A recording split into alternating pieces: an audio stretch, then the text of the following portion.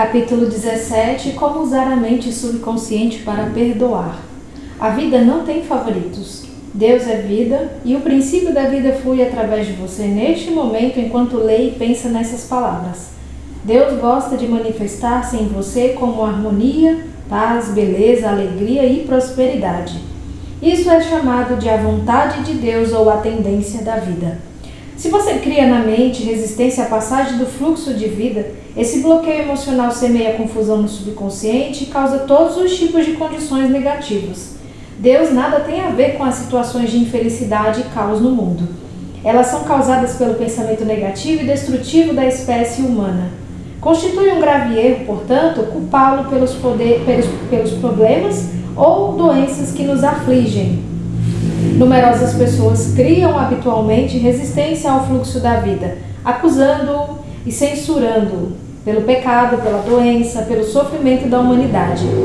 Outras lhe atribuem culpa por dores, mal-estar, perda de pessoas amadas, tragédias pessoais e acidentes. Enfurecem-se com ele e julgam-no responsável por seu sofrimento.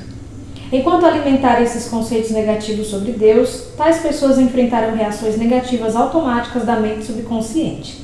O que não conseguem compreender é que castigam a si mesmas. Elas precisam compreender a verdade, obter a liberação e renunciar a toda e qualquer condenação, ressentimento e raiva contra qualquer pessoa ou poder fora de si mesmas. Se assim não agirem, não adianta esperar pela vida sadia, feliz ou criativa. No momento em que acolherem o amor na mente e no coração, no momento em que acreditarem que Ele é um Pai carinhoso e que as protege, ama, orienta, sustenta e lhes dá força, esse conceito e crença sobre Deus ou princípio da vida será aceito pela mente subconsciente e elas se beneficiarão de incontáveis maneiras. A vida nos perdoa sempre. O princípio da vida contém e abre-nos um tesouro infinito de perdão. Perdoa-nos quando cortamos o dedo. A inteligência subconsciente existente em nós age imediatamente para curar o ferimento. Novas células constroem pontes de um lado a outro do corte. Se contraímos uma infecção provocada por determinado organismo nocivo, a vida nos perdoa e cerca e aniquila o invasor. Se queimamos a mão, o princípio de vida reduz o edema e a congestão, e dá-nos nova pele, tecidos e células. A vida não alimenta rancor contra ninguém.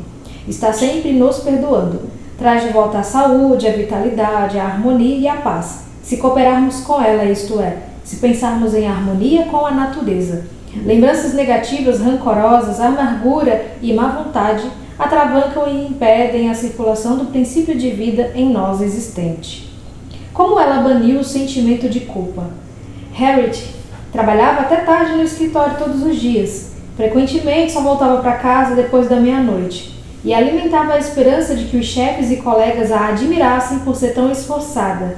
Mas nada disso acontecia. Uma vez que ela era em geral a única a fazer serão, os demais nem mesmo sabiam da sua rara dedicação ao trabalho. Enquanto isso, sua família enfrentava sérias dificuldades. O marido e os 2 filhos mal sabiam como ela era. Quando a equipe júnior de beisebol onde o filho, Lawrence, jogava chegou às semifinais, Harriet não só foi assistir ao jogo, mas nem mesmo perguntou quem vencera. Para complicar ainda mais as coisas, o médico disse-lhe que sua pressão arterial estava ficando perigosamente alta. Harriet veio me procurar quando o marido lhe disse que queria a separação. Perguntei-lhe por que o excluíra de sua vida e demonstrava tão pouco interesse pelos filhos. No princípio, ela explicou que era obrigada a trabalhar tanto assim, simplesmente para conservar o emprego. Perguntei-lhe se os colegas trabalhavam tantas horas extras como ela.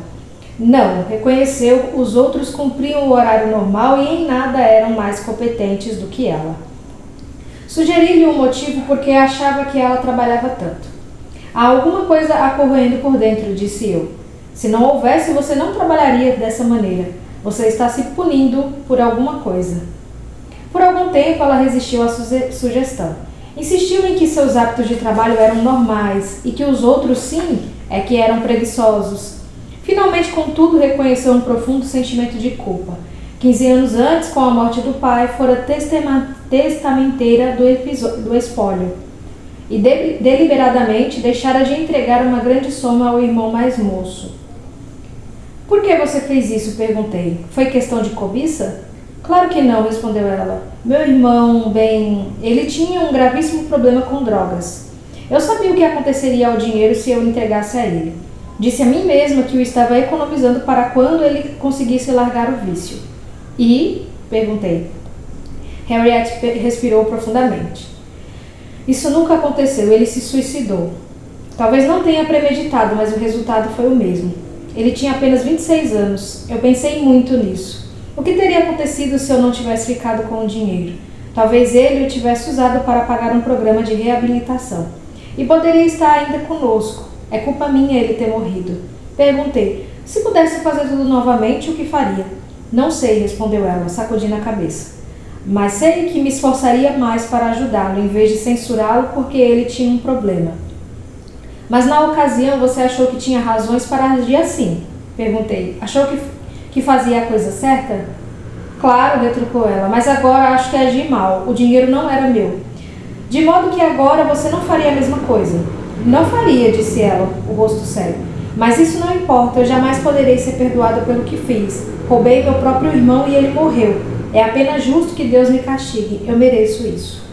Expliquei-lhe que Deus não a estava castigando, ela mesma estava se punindo. Se usar mal as leis da vida, você vai sofrer como consequência. As forças da natureza nada têm de más. O uso que lhe damos é que determina se produzirão bons ou maus efeitos. A eletricidade não é má. Depende se você a usa para iluminar sua casa ou aplicar um choque fatal em alguém. O único pecado é a ignorância da lei e o único castigo, a reação automática dela quando é mal usada. Se você usa mal os princípios da química, explode o local de trabalho. Se dá um murro numa tábua, é possível que a mão comece a sangrar. A tábua não tem nenhuma culpa. A culpa está no mau uso que você lhe deu. No fim, consegui ajudar Harriet a compreender que Deus não condena nem castiga ninguém. Seu sofrimento era devido à reação da mente subconsciente à sua maneira negativa e destrutiva de pensar. O que ela precisava era de perdão, mas também saber que o verdadeiro sentido do perdão é o perdão de si mesmo. O perdão alinha nosso pensamento com a divina lei da harmonia. A autocondenação é o inferno, prisão e restrição, e o perdão, o céu, a harmonia e paz. Tirando da mente o peso da culpa e da autocondenação, ela obteve cura completa. No exame médico seguinte, a pressão voltara ao normal. A explicação a curou. O assassino aprendeu a se perdoar. Arthur, há muitos anos, cometeu homicídio na Europa. Quando me procurou, sentia grande angústia e tortura mental. Acreditava que Deus tinha que castigá-lo pelo terrível ato que cometera. Pedi que ele me contasse o caso. Segundo ele, descobrira que a vítima estava tendo um caso com sua esposa. Chegara mais cedo de uma caçada e o surpreendera em flagrante, e num acesso de fúria atiraram no homem, matando-o. O sistema judiciário foi levemente. Cumpriu pena de apenas alguns meses de prisão. Ao ser solto, divorciou-se da esposa e emigrou para os Estados Unidos. Após vários anos, casou-se com uma americana. Ele e a esposa foram abençoados com 3 lindos filhos. Fez carreira bem-sucedida em um campo de atividade em que tinha a oportunidade de ajudar muitas pessoas. Era apreciado e respeitado pelos colegas, mas aparentemente nada disso o ajudava. Após todos esses anos, continuava a culpar-se pelo que acontecera. Após ouvir-lhe a história, expliquei que, segundo a ciência, todas as células de nosso corpo são renovadas a cada 11 meses. Tanto física quanto psicologicamente, ele não era mais o mesmo homem que cometera aquele homicídio, que acontecera muitos anos antes. Antes disso, ele evidentemente se transformara tanto mental quanto espiritualmente. Nesse momento, transbordava de amor e boa vontade para com a humanidade. A pessoa que cometera aquele crime anos atrás estava morta mental e espiritualmente. Recusando-se a perdoar, ele condenava o inocente. A explicação produziu um efeito profundo. Disse-me ele que se sentiu como um grande peso tivesse sido retirado de sua mente. E compreendeu pela primeira vez o sentido interno da verdade seguinte da Bíblia. Vinde, pois, e arrazoemos, diz o Senhor. Aqui vossos pecados sejam como escarlate. Ainda que vossos pecados sejam como escarlate, eles se tornarão brancos como a neve. Ainda que sejam vermelhos como o carmesim, se tornarão como a lã. Isaías 1:18. Críticas não podem feri-lo sem seu consentimento. Uma professora primária chamada Ramona procurou-me após uma palestra. Disse-me que recentemente fora obrigada a fazer um discurso. Em seguida, uma colega lhe enviou um bilhete cheio de críticas. Dizia que Ramona falava rápido demais, engolira palavras e nem ao menos pudera ser ouvida com clareza. Ramona ficou magoada e furiosa. Sentiu grande raiva da colega e na escola procurou evitar qualquer contato com ela. Quando a interroguei, Ramona reconheceu que merecia muitas das críticas. Não tinha experiência em falar para adultos. Antes sentia-se nervosa e depois feliz por ter acabado a aprovação. Esse era o motivo por que ficara tão magoada com as críticas da colega. Era como se alguém espinafrasse um bebê que estava aprendendo a andar por não correr, quando simplesmente andar já era uma façanha extraordinária. Enquanto conversávamos, Ramona começou a compreender que sua primeira reação fora infantil. Acabou por reconhecer que o bilhete constituíra, na verdade, uma bênção e um corretivo muito necessário. Resolveu melhorar nesse particular e matriculou-se em um curso de oratória, oferecido por uma faculdade próxima. Paralelamente, ligou para a autora do bilhete para lhe agradecer pelo interesse e pelas boas informações. Como ser compassivo? Mas e se o bilhete recebido por Ramona fosse absolutamente infundado? E se ela tivesse boa razão para pensar que a crítica ao discurso simplesmente não tinha fundamento? Nesse caso, Ramona teria que compreender que alguma coisa no discurso, fosse na apresentação ou no conteúdo, perturbar os preconceitos, superstições ou crenças sectárias, mesquinhas da autora do bilhete. O problema nesse caso não seria seu, mas da colega que o escrevera. Compreender isso implicaria dar o primeiro passo essencial para a compaixão. O passo lógico seguinte seria orar pela paz, harmonia e compreensão da colega. Nós não podemos ser magoados quando sabemos que somos senhores de nossos pensamentos, reações e emoções. As emoções seguem os pensamentos e temos o poder de rejeitar todos os que nos perturbam ou incomodam. Abandonada no altar. Há alguns anos fui chamado para realizar um casamento em uma igreja próxima. O noivo não apareceu. Ao fim de 2 horas, a quase esposa derramou algumas lágrimas e disse em seguida: orei pedindo orientação divina. Essa pode ser a resposta à minha oração, porque ele nunca falha. A reação dela reafirmava a fé em Deus e em todas as coisas boas, e não sentiu amargura no coração, porque, como disse, por mais que eu ansiasse por isso, acho que esse casamento forçosamente não teria sido a ação correta, porque eu orei por a ação correta, não apenas por mim, mas por nós dois. Essa jovem passou serenamente por uma experiência que poderia ter lançado outra pessoa à depressão. Sintonize a inteligência infinita existente em seu subconsciente. Confie na resposta com tanta certeza quanto confiava em seu pai e sua mãe quando o carregavam nos braços. Essa é a estrada real para o equilíbrio e a saúde mental e emocional. É errado casar, sexo é imoral e eu sou imoral. Uma jovem procurou-me após uma de minhas palestras. Disse que se chamava Carol. Fiquei impressionado com a aparência dela. Usava um vestido preto simples e meias compridas também pretas. Rosto pálido e sem expressão, sem pelo menos vestígios de batom ou qualquer outra maquiagem. Maneiras controladas, mas também vigilantes, como se pensasse que as pessoas em volta poderiam, de repente, começar a agir de forma imoral. Logo depois, Carol começou a relatar a educação que havia recebido. Fora criada pela mãe, que lhe ensinara que dançar, jogar cartas, nadar ou namorar eram pecados. De acordo com a mãe, todos os homens eram maus. Sexo nada mais era do que a devassidão, inspirada pelo demônio. Se desobedecesse a esses mandamentos, se deixasse de segui-los ao pé da letra e espírito, arderia eternamente no inferno. Quando saía com rapazes do escritório onde trabalhava, Carol sentia um profundo sentimento de culpa. Estava convencida de que Deus a castigaria. Um rapaz de quem gostava muito propôs-lhe casamento, mas ela recusou. Ou como me disse, é errado casar. Sexo é imoral e eu sou imoral. Era o velho condicionamento falando. Claro que essa jovem transbordava de culpa, como poderia ser de outra maneira. Era-lhe impossível viver de acordo com as crenças da mãe. Era-lhe impossível também evitar o pensamento de que havia alguma coisa errada nessas crenças. O princípio da vida que flui através de todos nós lutava por reconhecimento e expressão. Sugeria a Carol que tentasse aprender a se perdoar. Perdoar implica renunciar a algo. Ela precisava renunciar a todas as falsas crenças e trocá-las pelas verdades da vida e por autoestima. Carol vinha conversar comigo uma vez por semana. Isso durou 10 semanas. Ensinei-lhe o que aprendera sobre o funcionamento das mentes consciente e subconsciente, como venho explicando neste livro.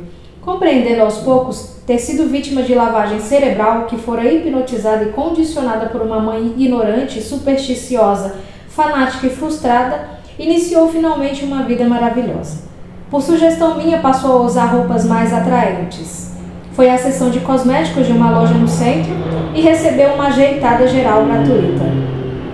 Fez aulas de dança e aprendeu a dirigir. Aprendeu também a nadar, a jogar cartas e a bater papo com rapazes.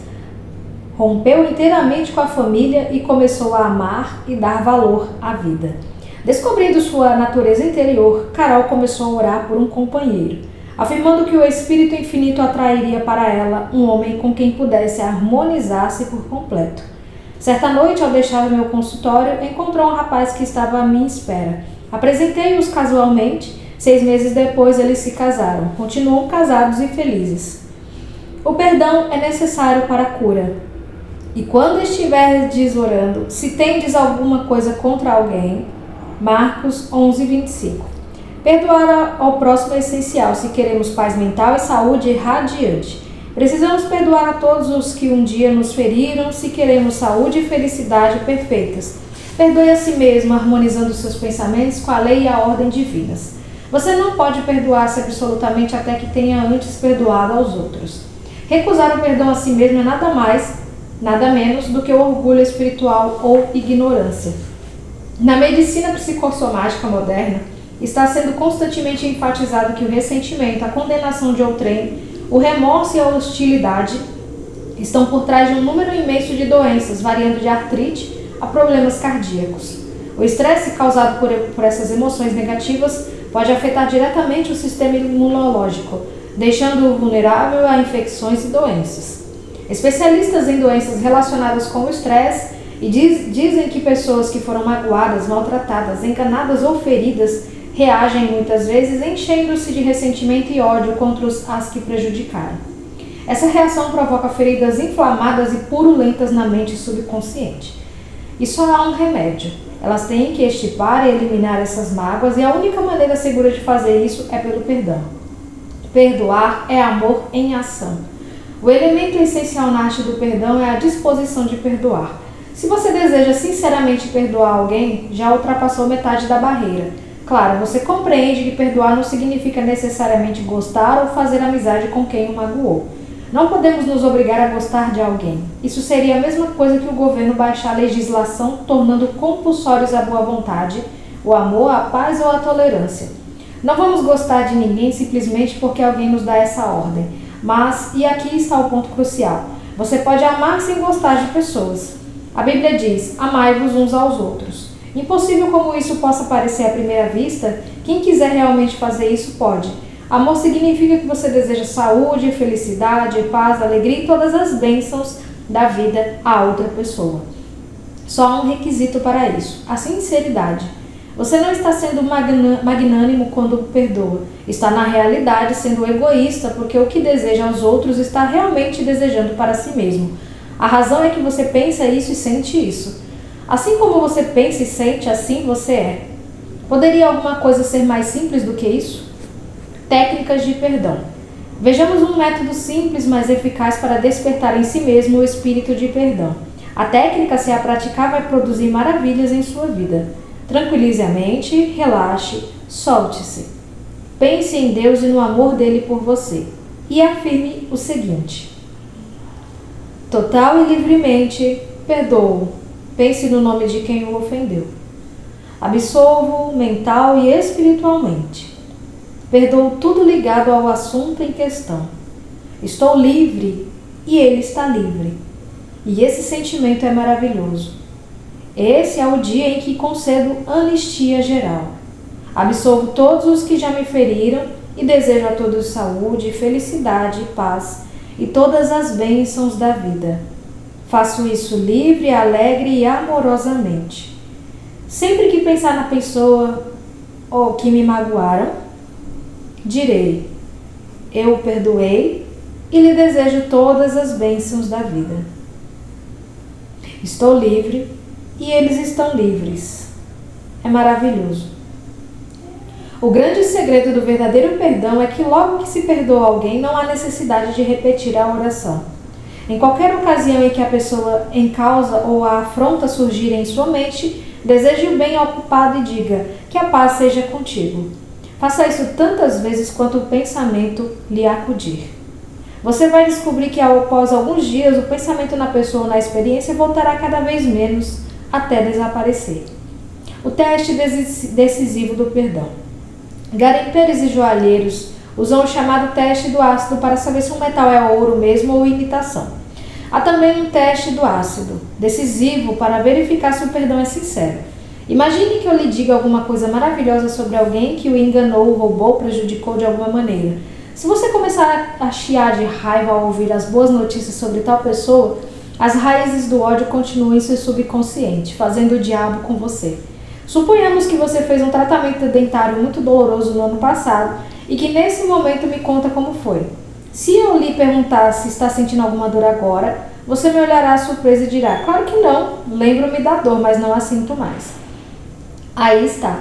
Se realmente perdoou a alguém, pode lembrar-se do incidente, porém não sentirá mais o ferrão ou a dor que ele lhe provocou. Esse é o teste do ácido do perdão. Você tem que passar nele psicológica e espiritualmente.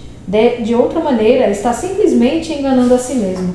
Não está de modo algum praticando a verdadeira arte do perdão. Quem tudo compreende, tudo perdoa. Uma vez compreendi a lei criadora da sua própria mente, você deixa de culpar pessoas e situações por tornar-lhe a vida difícil ou insatisfatória. Reconhece que seus próprios pensamentos e sentimentos é que lhe criam destino. Além disso, sabe que fatores externos não causam nem condicionam sua vida e suas experiências.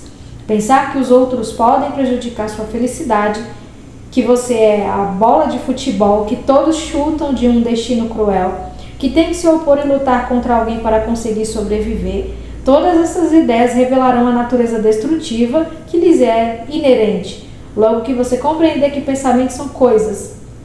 Esse princípio, aliás, é claramente exposto na Bíblia. Porque como imagina em sua alma, assim ele é. Provérbios 23, 7. Ajudas ao perdão. 1. Nem Deus, nem a vida escolhem pessoas. A vida não tem favoritos. A vida ou Deus apenas parece favorecê-lo quando você começa a se alinhar com os princípios de harmonia, saúde, alegria e paz. 2. Deus ou a vida jamais nos envia distúrbios, doenças, acidentes ou sofrimentos. Nós os provocamos com pensamentos negativos e destrutivos, segundo dispõe a lei: quem semeia ventos colhe tempestade. 3. O conceito que você faz de Deus é a coisa mais importante da sua vida. Se realmente acredita em um Deus de amor, seu subconsciente responderá trazendo-lhe incontáveis bênçãos. Acredite em um Deus de amor. 4. Nem a vida nem Deus têm má vontade com você. A vida jamais o condena. Ela cura o corte na sua mão, perdoa-lhe se queima o dedo, reduz o edema e restitui a inteireza e a perfeição à parte lesionada. 5. Seu complexo de culpa é um conceito falso de Deus e da vida. Nenhum dos dois o julga ou castiga. Você faz isso consigo mesmo através de efeitos produzidos pelo subconsciente e que têm a origem em crenças falsas, pensamentos negativos e autocondenação. 6. Deus ou a vida não o condena nem castiga. As forças da natureza nada têm de más. Os efeitos do seu uso dependem de como o poder que em você existe. Você pode usar a eletricidade para matar alguém ou iluminar a casa. Usa água para afogar uma criança ou saciar-lhe a sede.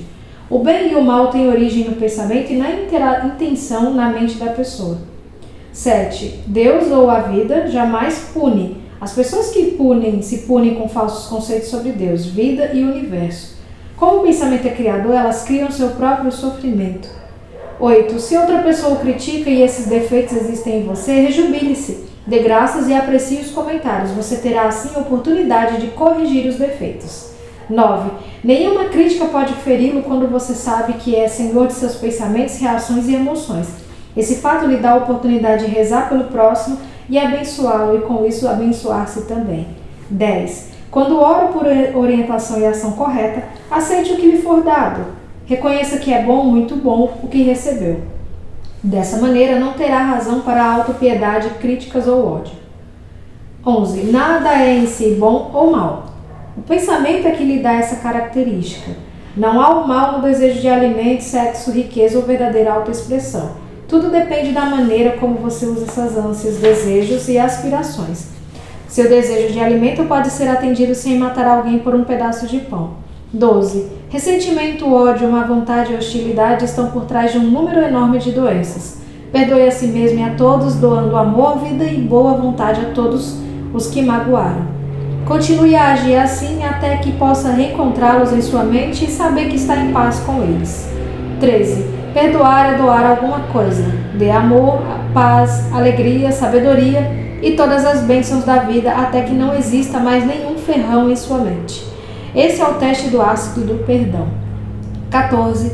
Se alguém o magoou, mentiu para você, o caluniou e disse a seu respeito todo tipo de coisas más, seus pensamentos sobre essa pessoa são negativos? Se são, você não a perdoou.